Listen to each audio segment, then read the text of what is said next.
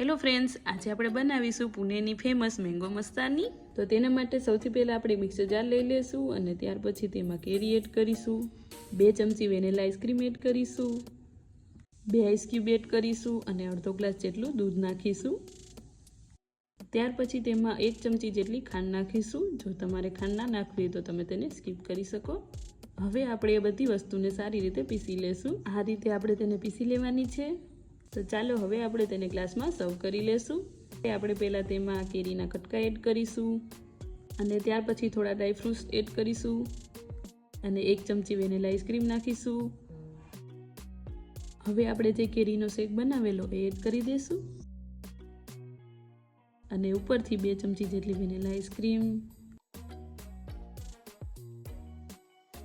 અને આપણે તેને થોડા ડ્રાય ફ્રૂટ્સથી ગાર્નિશ કરી લેશું। તો તૈયાર છે મેંગો મસ્તાની।